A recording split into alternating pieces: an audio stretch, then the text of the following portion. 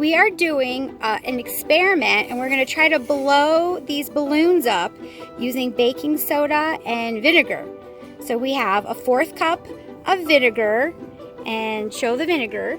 Let's see, there's the vinegar. And then we have about a tablespoon of baking soda in these little cups.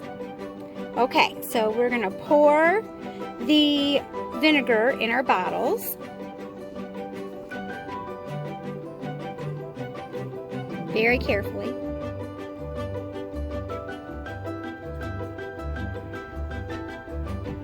Alright. And now you're going to take a funnel and stick it in your balloons.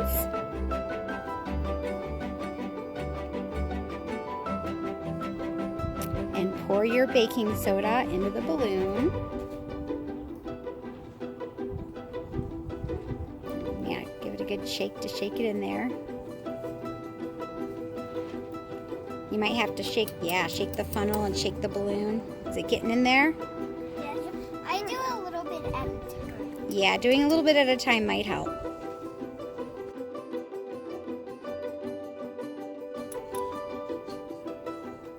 And when you're done filling up your balloon with baking soda, then you're going to try to fit the balloon around the top of your bottle, trying not to get the baking soda in just yet. So you might have to really pull, and looks like you've got yours.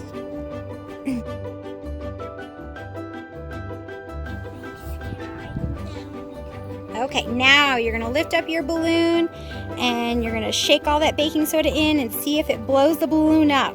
Oh wow, look at that one. Awesome, it worked.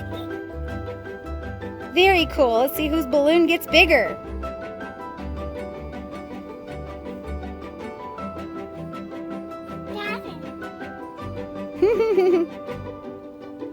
Does it do anything if you shake it?